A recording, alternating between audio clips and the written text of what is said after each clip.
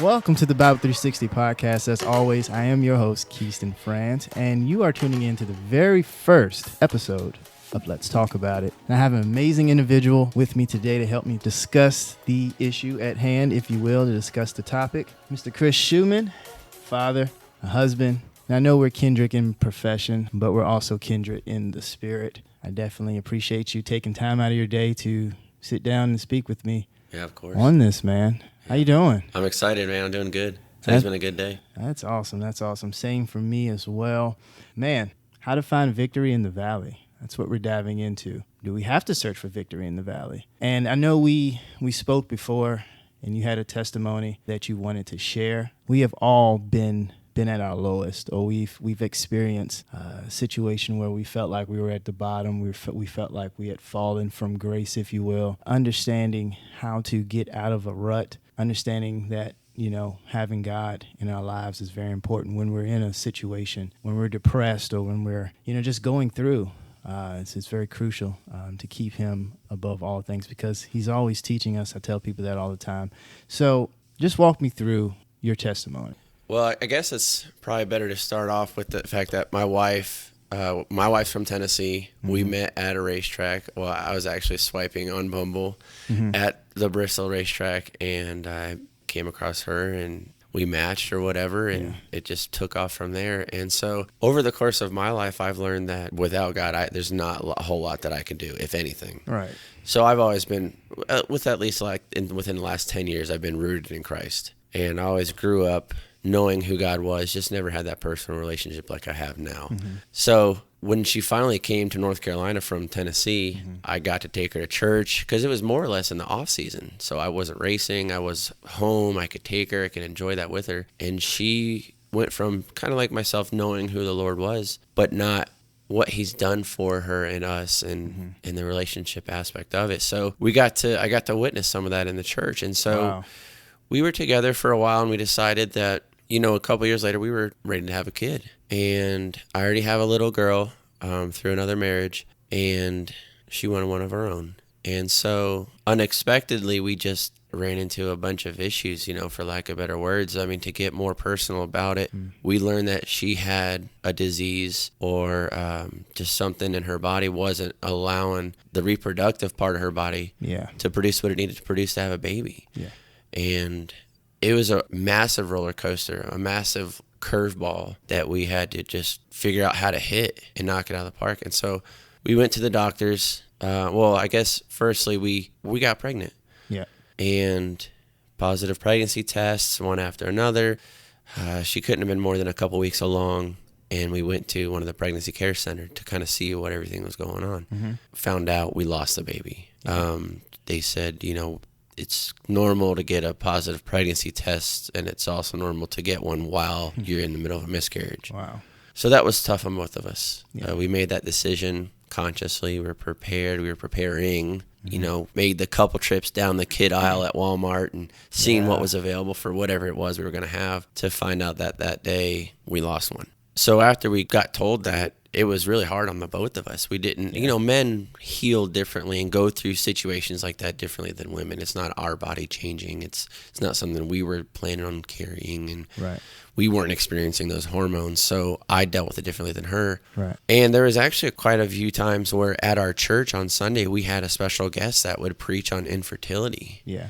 And some of the stuff that God had brought them through. And there was those same times my wife cried at church. I mean, and if I'm being honest, there was a couple times where I got teary-eyed myself, because they shared both the male and the female's perspective. Yeah. You don't get that a lot. So we kept God first.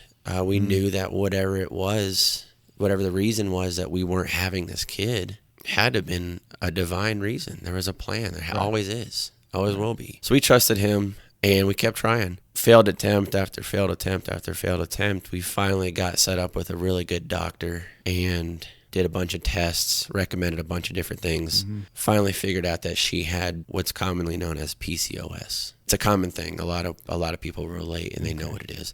And they were like, okay, this is some of the medicine that will go down the path on, we'll try this first, this second, this third. just this is the way we would typically handle it. They also said that there's a supplement that you can take that's not prescription based. You can order it online. It's just like a protein shake. It's actually something that is supposed to heal and realign the ovaries with whatever it is that PCOS makes you not produce. So we ordered that right off the bat. It was an easy $50 buy. I mean, we didn't have to go to the Walgreens to pick it up or wait for it to get approved or whatever. So she started taking that right away. We started on a couple medicines, and a lot of the medicine actually made her change just her attitude, her personality, and I just was not liking it. So we'd go to the doctor, change medicines and whatever, and he gave us this one. I don't remember the name of it, but he said, listen, before you take this, take a pregnancy test. Make sure you're not pregnant, because once you start taking this medication, if there is anything in there, this medicine is going to completely clear that system, and you don't want to accidentally ruin something. So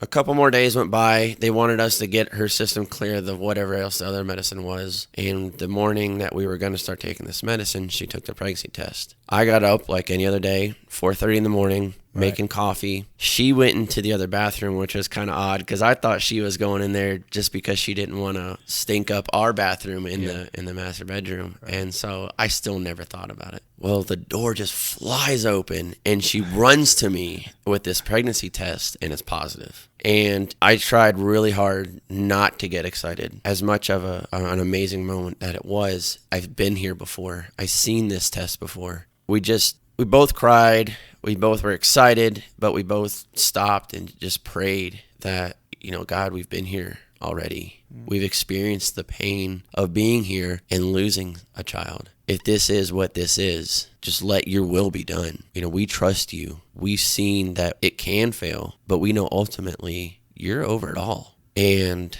surely enough, it was the real deal. Probably 8 or 9 pregnancy tests later, positive pregnancy tests later, with all the dates wrote on them, saved in a little baggie so we'd never forget. Now marks a 2-month period where our daughter's healthy. She was born, and had I had to go through this valley on my own without knowing who God was, and already knowing what he's done for me, sending his son Jesus to die on the cross for my sins, for not just the ones that I've already committed, but the ones I'm going to commit. I know it's probably weird to say, and it's definitely weird to hear, but I'm going to trust this God. I'm going to see this. He's going to see this thing through. And I want to trust him that he is who he says he is. He's going to do what he says he's going to do. And we walked through that valley with him. And that got us on the mountaintop. But did you ever had issues with keeping faith in him before this happened? Oh, sure. I'm human, right? It's tough for anybody to say that they've never had doubt with a being that you've only read about or sang about and never seen. Right. And the reason why I bring it up is because still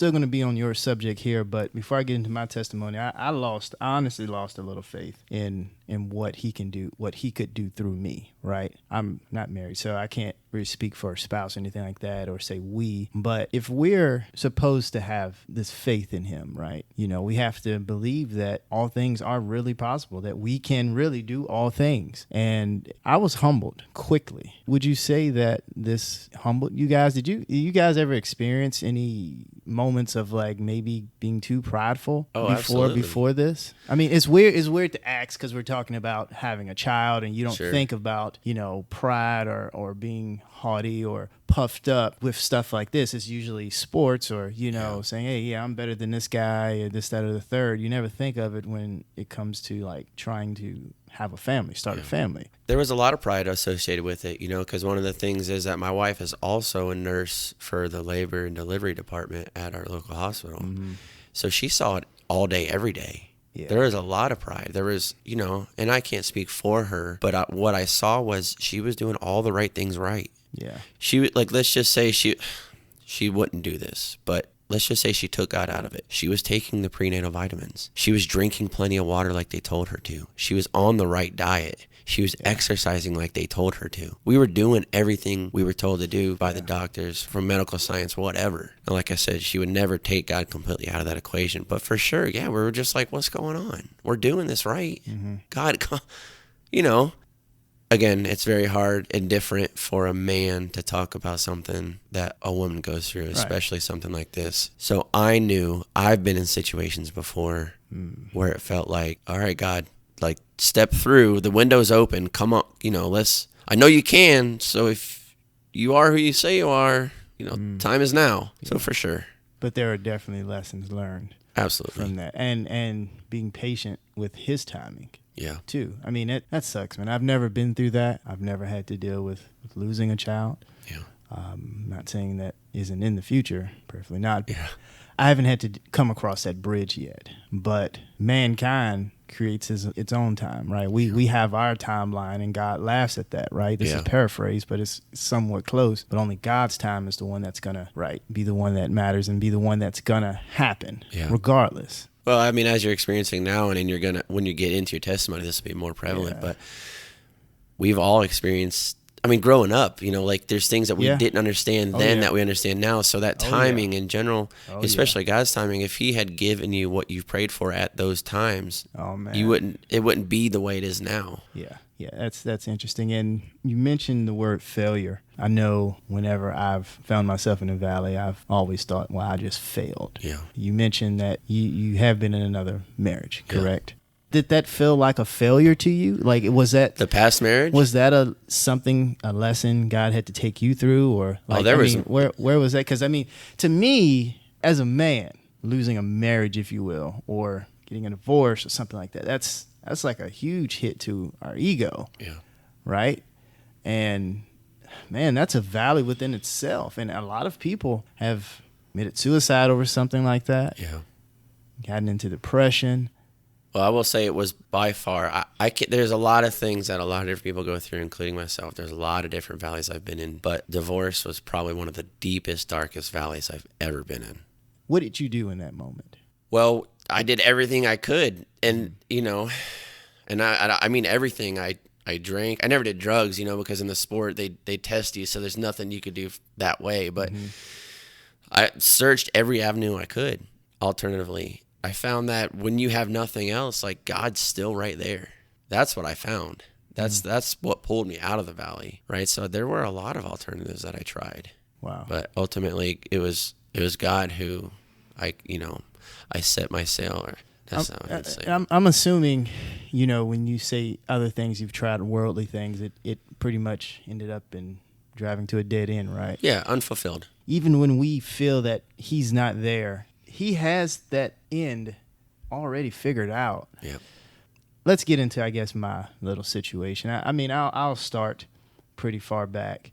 I grew up as an athlete, been an athlete my whole life. Have just been around competitors and been in the atmosphere of competition and, hey, let's be better than this guy. Let's beat this guy for this fleshly achievement. Yeah. And, I just remember the first encounter I had with him was in 2010, high school tennis. First seed singles, first seed doubles, all district, all region, things like that. And my head was just blown up. I'm a sophomore here, right? It was quite a feat for myself. Yeah. Just coming off of playing football also my whole life and losing most of the time and then going into a tennis program and winning, it's easy to get caught up in the we're better than. And I had just forgotten all about him. 90% of me just left him out of it. Yeah. Right? I did this. I accomplished this. I'm the best on the team. And then one day he had to really knock me off of my throne. We competed for seeds every Wednesday or Thursday, and I'm running the table. But on one Wednesday, everyone had my number. I went from number 1 seed on the team to like a reserve, 8th seed. It just, nothing was clicking. I couldn't get my serves in. I just was not on my game. Yeah, broken. Because this was me. This is, I guess, what I was living off of. I'm the best tennis player in this school, right? Even though I had 10 other guys on the team that could play as well, I thought I was it. And I quickly forgot who got me there. He brought me from 1 to nothing, being number 1 to being nothing. So I was broken, went home, had to cry, man. There's nothing wrong with crying. Nope. I know you said you shedded a tear. There's nothing wrong with crying.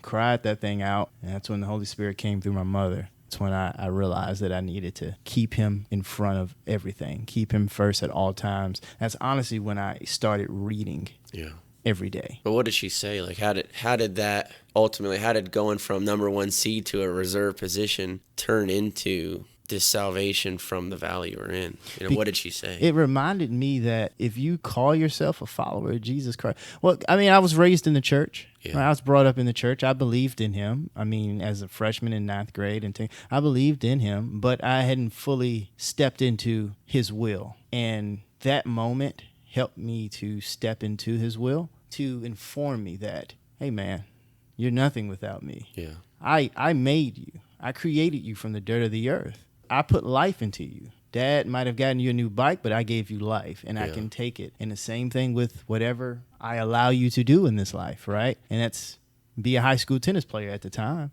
Yeah. So when that happened, obviously we all know what it's like to be in the valley. Yeah. So we typically soul search a little bit. We take a little bit of inventory as to what we have in our life. So at that moment, when you went from first to reserve, you're just like, what am I missing? And that's what triggered that, okay, I put myself on this pedestal when God should have been. Is that what it was? Exactly what that was, right? Yeah. Through that process, he was grooming me, right, and turning me into a soldier in his army that he needed me to be, right? And so that just got me into that position of, man, no matter good or bad, he's going to always be there to help you, and he's the controller of all things, right? He has the whole world in his hands. We sing the song, or you might have heard the song being sung, but do we really believe that? Yeah. And he really showed me that.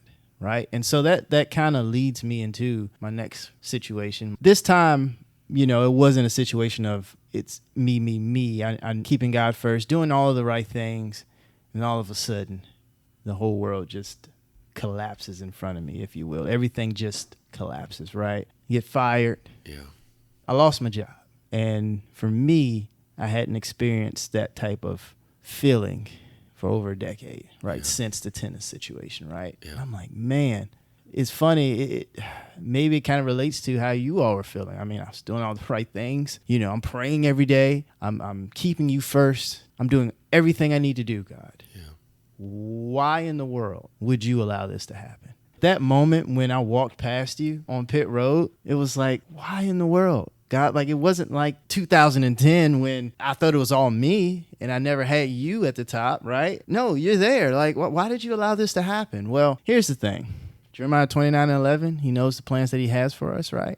He was telling me to move on. He had been telling me to move on. And I had lost faith that I had the ability to go elsewhere and be just as great. I had become complacent, if you will. I had gotten very comfortable, loved the individuals I worked with, but there were larger things he had in his plans for me. Yeah. He had gotten me in the door in his timing because I tried to force myself into the sport and it didn't work. He allowed me to get into the sport when he needed me to get into it, right? But he needed me to move on. And I was like, no, I'm going to stay here, right? I wasn't really being treated fairly, if you will, in some people's eyes, right? They might have said, oh, you got what you deserve at that time. But I just felt like I was meant for more. No pride involved. I just felt like I was meant for something bigger, but I didn't. I was like, I don't know if I'm capable of going elsewhere, bigger to do what you need me to do. I'm just going to stay here. Yeah. And I stayed there and forced myself to stay there despite what he was telling me. In the spirit, that is, not, he didn't come to me through person like he did with my mom, I guess. But spiritually, I knew that he was telling me to move on, but I didn't. Yeah. He said, okay, fine. I'll let you go ahead and do what you want to do here. Show you what I can do for you. At this point, remind you what I can do for you. He moved me to one of their top cars, right? Yeah. I'm like, man, yeah. And then he pushed me out of the nest. One of the organizations that I felt that I wasn't good enough to be a part of, very next day after getting fired, the very next day I had to try out there. And I'm like, oh boy. But funny thing about it, I was like, okay, let me man up and go over here and do what you need me to do. God, I'm just going to leave it to you. Yeah. Just going to leave it in your hands. Went over there and did very well. Better than Keyston France expected. Yeah. But I put it in his hands. And then one event led to another.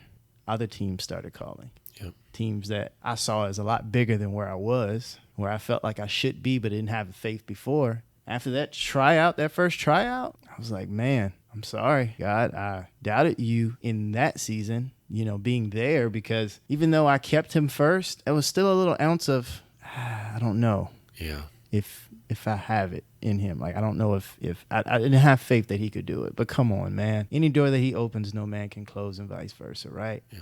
And he showed me that. And now I'm looking at it, being a part of one of the, I guess, to the public eye, being a part of one of the top teams in the business and flourishing there. Yeah. It's funny because I was laughing with my coach and with one of my teammates, my jack man actually, about how smooth of a transition it was. When we do things his way, there's no difficulties, if you will. There aren't a lot of weeds that you have to walk through. It just happens so smoothly. And that's what happened. Yeah. And he had to remind me, look, man, I can give this to you as quickly as I can take it away. He showed me that in Dover. That's where the situation happened, right? Well, I think bigger picture, though, you did have to walk through some weeds. You did have to. I mean, ultimately, the ultimate goal is trusting in him, making disciples for him, and being who he's called us to be. That's the goal. That's the big walk. And unfortunately for you and where you were, you did have to go through some weeds. You lost your job. You thought you were at the top again, lost your job, found yourself at another organization. That, let me tell you, dude,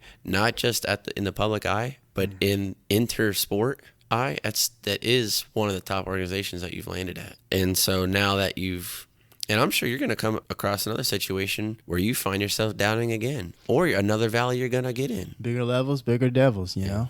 I mean, everything you said there is right on. God put me in a situation where I cannot say that it wasn't him. Yeah. Right? Because even though I don't think I would have said that with my first organization, there was some percentage there that maybe would have said, oh, well, yeah, it was God, but it was kind of me too. Yeah. You know? That's the truth, right? I could have quickly slipped up and said, oh, yeah, I did that. But now he's made it in a way where it's like, dude, how in the is nothing but God? Yeah. It had to have been God, even to the non-believer. Yeah. It's like, hey, it has to be whoever you believe in. Speaking as like if I was a non-believer. Yeah, anyway. For sure. So, yeah, man, man, he's bigger than us. You know, he's bigger than us. But with both of our testimonies, I wanted to kind of highlight the point of when I guess we would say, was in that situation of being in the valley, like sitting in that valley, right? There are things that we learned. Yeah. Nourishments, right? I'd done some research a while back about being at the bottom of a valley, being at the bottom of a mountain, how most people would think that there's nothing there for you. You know, obviously that's the worst point in your life. But in the valley, man, I mean, you have streams, rivers. I mean, you have food, vegetation in the valley. Yeah. And that blew my mind because Keiston never thought in a million years that there would be a benefit to being in a valley. But while you're there, get some nourishment. You can find rest, peace. You know, you may be dealing with a crazy situation and you just can't find that peace. And the only place you'll find it is in the valley, at the bottom of high places, right? Yeah. Right, Jonah, right, got swallowed up by the whale, sitting, floating in fish gut. Yeah. Oh, that's a valley. Absolutely. But there he learned a lot, and he went on to still do the work of God. Yeah. Right, one man, big city. I don't know how he did it. He didn't have a PA system. Yeah. Right, but he sat in that well and learned. But anyway, it's amazing because we both endured our situations and kept trusting him. Because when I was fired, I didn't lose faith. I did not lose faith in him, and it paid off in the valley. Didn't lose any type of doubt. I didn't have any doubt, didn't lose any faith, didn't have any doubt that I couldn't get back out of it. I put it fully in his hands. I said, okay, fine. I got fired. You do what you need to do. And it actually worked out for the better. And I think that's really important, not losing faith. Another thing I wanted to touch on is that sometimes we can do it to ourselves too. Yeah. Right? It naturally doesn't happen. I don't know if I'm being redundant. Catch me if I am, Shuman. But sometimes it's not Satan. We have a tendency to blame it all. It's the devil. It's the devil. Sometimes we do it to ourselves, man. Has there ever been a situation for you where you felt like you've either come close to putting yourself back in a valley by just decisions you've made? Or has there been a time where you're like, shucks, why did I do that? I really did. I can't blame it on anyone but really me. Yeah, I mean, sure, of course, with professional sports, I think it's easy to want to overstep your boundaries, overshoot for some goal you're trying to reach. I mean, I mean, there's probably countless pit stops that I can think about that I just said, okay, I'm going to go 110%. Or 100% when the reality is you go 90 and you can still do pretty good. And I had a loose wheel, or I got a penalty of some sort or whatever happened, but that was me. That wasn't something like ultimately everything's God's plan, right? We don't want to forget that. Yeah. But I made the choice to go a little faster, put myself in a position where come Monday morning, meetings might not have been so good. So, literally speaking, that's probably one I could think of right now. Yeah, and I can definitely go back to my situation in Dover. Look, that whole weekend just blew up in my face because Will came off. Yeah. I was in the bathroom during a pit stop, and that's a big no-no, right? Yeah. But a lot of people have done that. I think it's kind of silly to assume or even say that none of that was part of God's plan. Most definitely. He shook the nest. Yeah. T.D. Jakes had a sermon on that, not getting stuck in the nest. Yeah. I was outgrowing the nest, but I didn't want to get out. Yeah. And he had to shake the nest and push me out. So then I can discover, oh, wow, ooh, I can fly, I can go here, I can go there, so it was in his plans. Yeah. He knows the plans he has for us. Yeah. Right? That scripture is always circulating in my life for some reason, and I guess it's the reason, right? He knows the plans, right? Because we can either do it the easy way or the hard way, and I guess I chose the harder way, right? When I decided not to listen to him. Because ultimately, it kind of boiled down from me not listening to him originally, not having the faith in him to get out of the nest when he needed me to get out of the nest. Because sometimes, even with relationships, man, people are in your life for a season. Yeah. And I was supposed to be over there for a particular season, but I didn't want the season to end. Yeah. No pun intended. Sheesh. And that leads me to this, Shuman. Do we really have to search for victory in the valley? I mean, what do you think on that? Because the title of this series is How Do We Find Victory in the Valley? And I'm pretty sure we answered that, right? But is there any need for searching? Because I look at this thing, and we may look at it as the lowest point in our lives. But shucks, man, I'm glad I went to the valley. Yeah. I think it's funny to say, but it's going to be real weird to hear this. Sometimes with as much growth as there is in the valley, sometimes you'd want to look for a valley. It's great to feel on top. It's great to, and I don't mean physically, but I do sometimes, it's great to be on top. It's great to know what it's like to not have to struggle, to feel like you're doing everything God wants you to do, just to have him recenter you, and you get placed in a valley. Things don't go your way. You end up in a divorce. You lose a kid. You get fired. But the one thing I keep thinking about is, and you touched on this a little bit, we live in North Carolina. Yeah. I live in a more rural part of North Carolina. Yeah. I pass farm fields all the time on the way home. If you look at what it looks like after a plow has gone through a field, it's literally like splits it up into hills and valleys. But most of the irrigation and all of the nutrients that the farmers spread or spray end up there, because that's where the root system is for that plant, at the top of that hill or that mountain. So again, I think you learn there is victory in the valley by being in the valley. That victory is in the valley. And ultimately, whether it's in the valley that you find that victory or on top that you find that victory, like the victory is still his. Yeah. And wow. Yeah. I like that. Say that again, man. It doesn't have to be perfect, but say that. I needed to hear that again. Whether you're in the valley, and that's where you find victory, or on the mountaintop, and that's where you find victory, the victory is still his. Yeah. There's no way you can forget. If you get in any part of the word, it reminds you time and time again. I mean, in Psalm 23:4, it says, even though I walk through the darkest valley, like I mentioned earlier, I felt like divorce for me was the darkest valley. I will fear no evil, for you are with me. Your rod and your staff, they comfort me. And that last part might seem a little hard to understand, but to me that screams power. His ultimate power, his rod and his staff, his power comforts me. Yeah. Because even though I walk through the darkest valley, I will fear no evil, for you are with me. Because he's there. Yeah, he's there. He's in the valley. He's everywhere. He is victory. And I have to realize too, man, we have to let go of being comfortable for him to give us better. Yeah. Comfort can stifle us. For sure. It can hinder growth. There's where I'm at currently at the organization I'm at. We have a strength conditioning coach that he always says there's no growth in the comfort zone.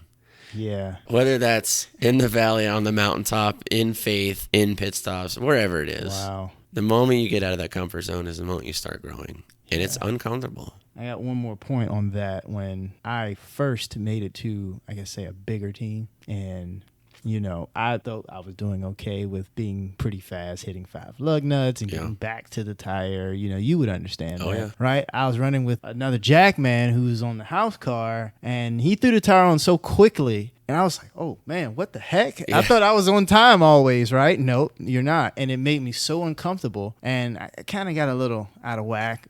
I wasn't comfortable. Yeah. But as I continued to see that, I became comfortable with it, and I grew. Yeah. Well, he tells us that the devil prowls around like a roaring lion. It's the prince of darkness. The earth. Yeah. The battles that we face are of the spiritual realm. The unseen world. Yeah. Yeah. They're not battles that you and I can physically watch happening. They're spiritual battles that we are faced with every single day, some of which we don't see, most of which we don't understand. But he tells us that we can trust in him through that valley. We can resupply. We're at base camp in the valley getting ready to climb the mountain. We can resupply whatever it is we need from him. Yeah, he says, take upon my yoke, for it's easy. Chris, I want to say thanks for joining me, man. Was there anything else that you wanted to kind of tell our listeners here? Yeah, you're going to go through a lot of valleys, a lot. And until Jesus comes back or the end of our life comes, there's always going to be valleys and there's always going to be mountaintops. And there's going to be a lot of growth associated with that. There is no way that either of us or any of the people listening are ever going to make it without Christ. If you don't know Christ, it is the most amazing thing. I don't even want to call it a thing. It is the most amazing experience of my life. It has literally changed my life. And I highly suggest you find a local church, get with your local pastor, start asking questions. There are going to be a lot of questions. Yeah. But if you're not prepared to fight these spiritual battles, if you're not prepared to resaddle up and get back on the mountain while you're in the valley, you're just going to fall right back down. Because guess what? Satan is studying us. Yeah. I mean, we're athletes, and there's some athletes that are listening to this now, right? We study our opponents, right? Just to prepare for them, right? Yeah. He's doing the exact same thing. And if we're not on our high horse and study him and read the word, right, and get with people of like-mindedness and stuff like that, and ask questions like you mentioned, yeah. You know, how are we going to be able to put on the full armor of God? You can't. Well, if you don't know, you can't. Yeah, right, exactly. Beautiful word there. Man, hopefully, man, we can do this again sometime. Shucks, man, I appreciate you for coming through and, like I said, spending a portion of your day helping me to discuss this topic. Yeah, absolutely. I'd do it all day if I could. Oh, man, me too. Be blessed.